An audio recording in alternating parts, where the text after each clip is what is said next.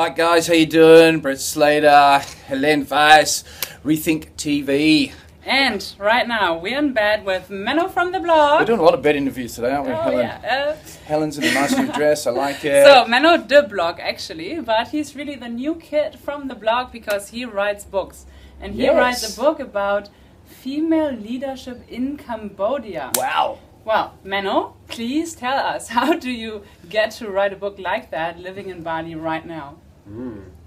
So I came to Cambodia about 1.5 years ago, and I've been working there in development in social enterprises. That's the reason I came there.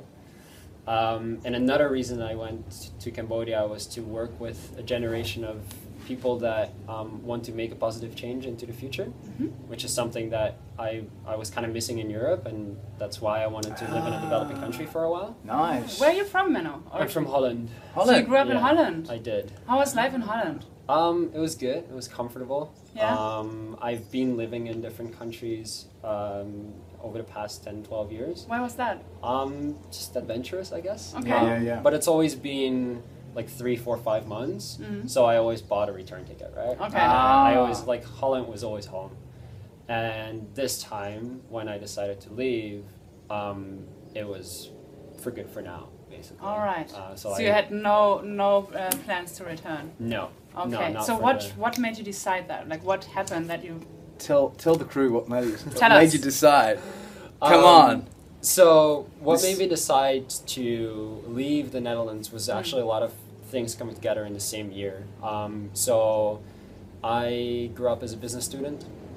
Nice. I graduated from a master's in international management that was supposed to breed a new generation of top managers in Europe. Nice. And a lot of the people that I went into that program with actually are well on their way to becoming that or leading their own big businesses, whatever. For me, it kind of changed a little bit. Initially, I started working in strategy consulting, so I kind of went down that path. So it was kind of a corporate job? Yeah, it was in a small consulting company, but still, I mean, it was a really good job, well paid, on the way to suit. whatever. Yeah, Nice suit? pretty much. Yeah. How did you enjoy wearing suits? It was good. I liked it. But it really changed me. But I think it was good that it was just for 1 year. Yeah. So what happened at the end of that year, the partners in that firm, they told me that they thought that I wasn't really at the right place there. And so basically they fired me because they thought it was better for all of us. And I thought about it for 2 weeks. And then I came back to them and I said, I think you're right. Yeah. So I was actually thankful because especially in strategy consulting, it's really unusual for people to be fired after a year because there's really this 2-year thing, and then you go do your MBA or you take a gap year or whatever, and then you come back. So basically, once you get hired as a strategy consultant, you've got 2-year job security. All right. So they fired me after a year. I was like, what the hell is going on? What's wrong with me? But then you reframed, you turned it into an asset. Became the thinker. Exactly. So you reframing the situation. Thanks to them. They said, you're not performing as well as we would have hoped, and we think it's because this is not really your passion. Yeah. And I thought about it. I actually traveled through Southeast Asia. It was the first time I went to Cambodia. And during that holiday, I realized, like, yeah, they're right. So that same year, the year following that, I lost pretty much everything else that caused stability in my life. So I lost my job. I lost my well-paid job. I lost my relationship after 5 years. I lost the house that we were living in. So I couldn't directly find a new job that fit into my picture. So I lost the savings that I had. So at the end of that year, after like 8 months of going through all that change, I was left jobless, homeless, moneyless. Damn. So what did you do? Kind of good place to be, right? Yeah, it is actually. Time to push the reset button. So what happened was that actually a couple months before I broke up with my ex-girlfriend, I did an exercise for myself that kind of made me realize that I had to change things. And as soon as I broke up with my ex-girlfriend, I realized, like, this is the moment, right? Nice. So within a week after breaking up, I told my parents that which was actually on the wedding of my sister. So we're going in very different directions in 1 Oi. week. So that day, I told my parents within now in 2 years, I'm going to be out of this country. I'm going to live in a developing country, and I'll take the next 1 year or so to figure out what I want to do. Yeah. Okay.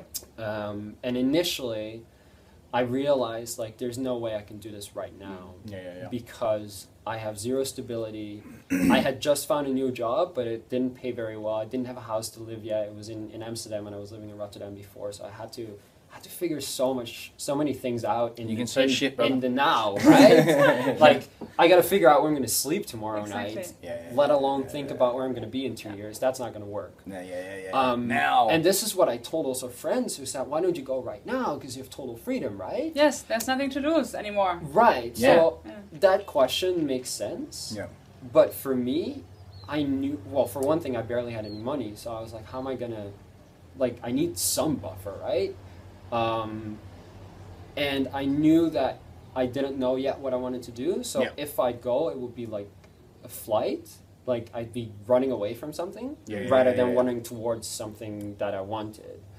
And I knew I'd be back in 2 or 3 months without any money and with my dreams crushed, if you will. So instead of that, I decided, okay, I need stability first. I'll take the next like half year or so to get a stable job, get a home.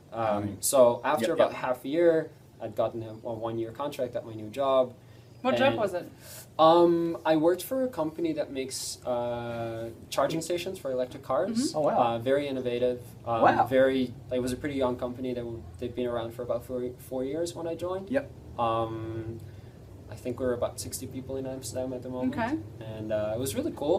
The problem with it was that I went into a job that I perceived as being kind of similar to my student jobs because I entered the sales force and I thought, what's the difference between this and you what were I actually did? on a mission, on a quest to find your passion, right?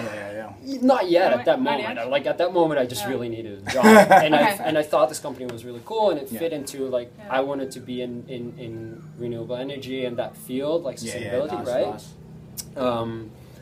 But I did have some issues with doing that job, and it paid literally less than half than my first job, so I struggled with that a little bit. After a while, that got a lot better, and I learned a ton from being in that environment and also being in that space of being like, oh, this is challenging, and why should I be in this? And then eventually growing into it. So how did you